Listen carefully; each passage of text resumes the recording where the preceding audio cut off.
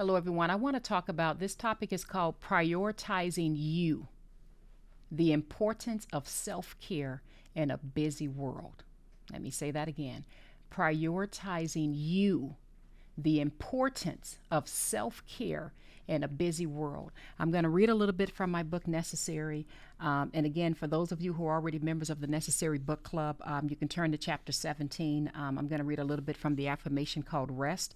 But I want you all to turn here, and I'm not going to read through all of this. I'll save that later when we have some of our meetings. But let me just read through a little bit of the affirmation. I had to learn the hard way, and I have to be honest with you all, I'm still learning. I am literally still learning to rest. Because I've been working since I was 13 years old. And I think I've told you all I can count the amount of vacations I've had in my entire life on one hand, right? One, because we never had money to go on vacation and be able to do things like that. And two, by the time I finished college and got married and had kids, our first son had a major medical condition. So we always had to stay close to his doctors and the medical facilities. And the one or two times we did take a major trip, we had literally, and this is not an exaggeration, a whole crew of people with us. I'm talking nurses, extra bags of blood, a crew. Like, we had to have a system of specialists to even go with us when we went on a cruise one time a long time ago. And so I didn't grow up with the mindset of vacationing and sort of getting away. And as an adult, sometimes that can impact your life because you don't realize you've been in survival mode for so many years. Does that make sense? And even when you're no longer in quote unquote survival mode, it's hard for people like myself. And I'm sure there's somebody that can relate to me. I can't be the only person. Maybe I am, but I can't be the only person. Sometimes it's hard for me to put that off switch, turn that off switch off and just be in the moment. Does that make sense? So I want to talk about prioritizing you, the importance of self-care in a busy world, something like that. I think that's the title I gave this. So the affirmation is called Rest. I'm just going to read a little bit from my book, Necessary. I would no longer feel guilty for taking the time to rest. I deserve me. I deserve to be mentally and physically healthy. I deserve to slow down and remember that I am alive. Somehow, in the midst of taking care of others, I forgot to take care of me. Starting today, I'm going to take better care of myself. And I won't allow anyone or anything to make me feel badly about that. I deserve to take care of me. I deserve to rest. And that's such an important affirmation to me because when I wrote this, I just remember having that moment of just, oh, I don't need to feel guilty about taking time for me. Now, I don't know about you all, but I always felt this sense of guilt, just getting away and just taking care of me with no strings attached. So in other words, not even having really a reason, other than I want to rest. I want to get away. I just want to be alone. I just want to, sleep in this weekend, right? Somehow I and probably a lot because of my upbringing and all the busyness of life, I even felt guilty if I would even sleep in, on the weekend, or, if I would stay in the bed, past like 7, 8, 9 o'clock in the morning. To me, that was almost like a sign of like being lazy. Does that make sense? And so if I didn't have anything planned or anything going on, it was weird for me to even be at home and really have nothing to do but to just sit and look out the window. So I'm at a new stage in life now. Don't get me wrong. I still work and I still have to remind myself, slow down, Z, take some time. In fact, just the weekend before, I went and visited my son away in college, and I just stayed a couple extra days and just was like, I don't have a reason for it, but I'm just going to be away and do my thing. But it's still very hard for me. And I didn't realize that all of those years growing up with all the trauma in my life and all of the busyness of life, right? Some of you are in careers or maybe you have a large family, or you just have so much, you're just going and going and going and going and going, and you don't even realize that you're not taking a moment to rest. Now, I love you all, and I pray that what I'm about to tell you is going to help somebody so you can avoid what happened to me. I ended my butt up in the ER. I ended my butt up.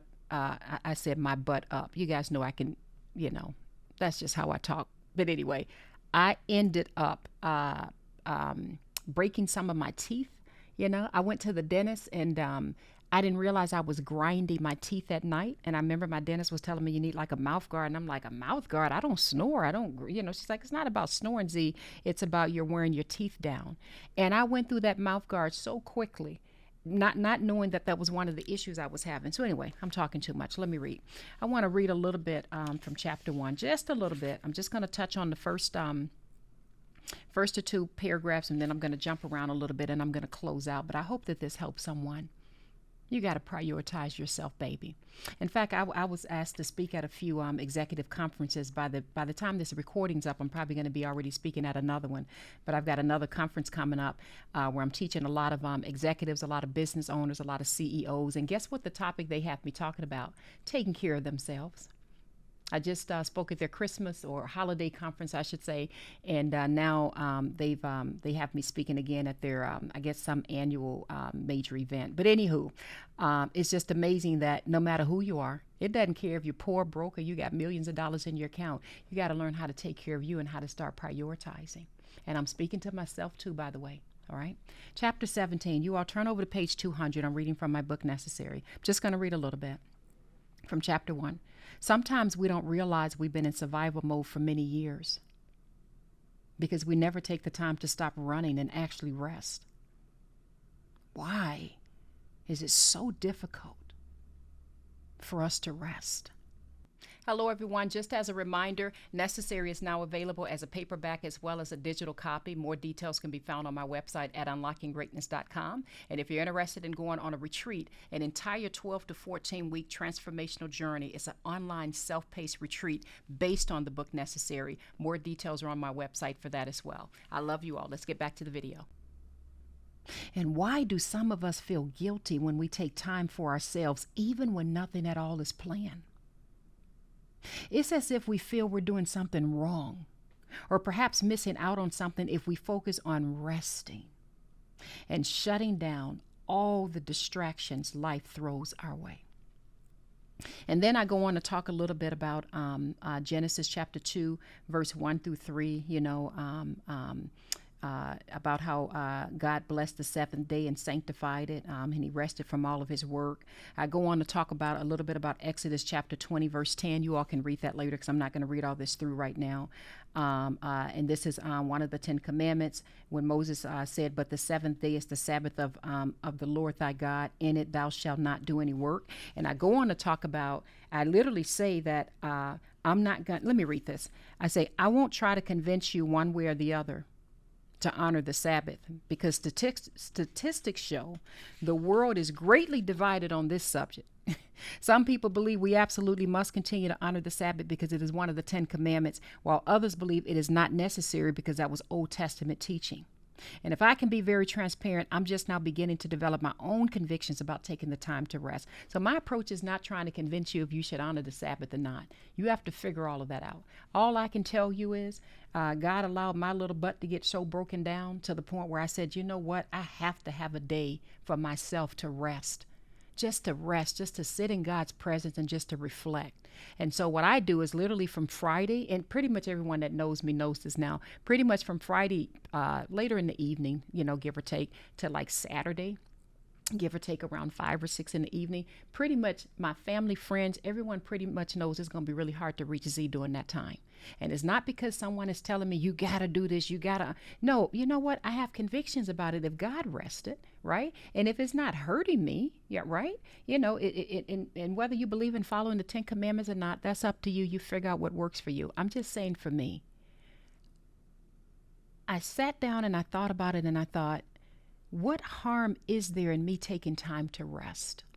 So that's just a decision that I made, that this is something that I'm going to do for myself. Do I honor it perfectly every single week? No, but the vast majority of the time I do. I really try to use that time. So let me just scroll through all of this because I talk about how it's not my goal to try to convince you one way or the other. But now I'm going to jump down to what I say on page 201. Whether you believe in honoring the Sabbath or not, do you think God was onto something? If the maker of the world took a day to rest, could it be possible? Just could it be possible that we're designed to do the same thing? Just want you to think about it, baby. Could it be possible that God wants us to rest and give him thanks? Could it be possible that he knows what's best for us physically and spiritually? And taking more time to rest is a part of his plan for our lives so that we can seek his guidance and thrive. I'm on page 202 now. Could it be possible that he wants us to take a moment from the worries of life and sit down to reflect and appreciate what was accomplished? Now I'm going to pause there for a second because that's so hard for me sometimes. And I know for many of you all that are go-getters, it may be very hard for you as well. And I know this because I have a lot of friends who are go-getters, right? It's so hard for me to sit and reflect on what's been accomplished because I'm kind of built to perform, right? I'm always kind of, I hate to say like on to the next, but I'm always aiming and looking for whatever that goal is. Whatever it is God has told me to do, it's almost like it's a red dot on my wall and like I'm aiming for it. So it's very, very hard for me to pause, take a moment and just sit and reflect and appreciate where I've come from and all that God has done.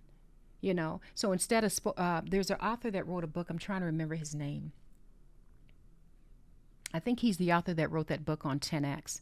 And he talked about the importance of being in the gain and not in the gap. You know, people that are in the gap are always focused on like lack, you know, what's not working, what. But when you're in the gain, you're always focusing on, wow, look how far I've come. So hopefully that makes sense. But anyway, that's just kind of how I'm wired. And that's something that I always have to slow down and focus on. So let me read that sentence again because I'm talking more than I wanted to. I'm reading from my book, Necessary. This is page 202. Could it be possible that I'm referring to God. Could it be possible that he wants us to take a moment from the worries of life and sit down to reflect and appreciate what was accomplished? Could it be possible that he wants us to take some time to notice his beautiful creation and admire all that he made for us? In my humble opinion, we never were designed to constantly be distracted by all the pressures and technology the world brings our way. And I would be one of the first to admit that this is an area of my life that I struggle with at times because even though my children are adults now, I still have to force myself to slow down and not become distracted and consumed by the rush of life and all the responsibilities that come with it. And then I go on to talk about many years ago, I learned the hard way. And that's when I went on to talk about how, my teeth started breaking. I ended up going into ER because my heart was racing. I didn't know what was going on. And I talked about how I went and saw, some sort of counselor, therapist or what have you. I forget her exact title, but she was the one that was saying to me, did you notice the flowers before you came in the building? I'm like, girl, I didn't notice any flowers. What flowers are you talking about? So I saw her for about maybe a good 6 to 8 weeks. And she did a phenomenal job with me, just teaching me to slow down and appreciate and see life and enjoy each moment. And in those moments, I don't know about you guys, but you ever feel like there's so much going on in your life? It's like, who's got time to rest? So in those moments, it was very hard for me to be still because I was putting out so many fires. I didn't know that it was possible to rest in the middle of all those storms. Does that make sense?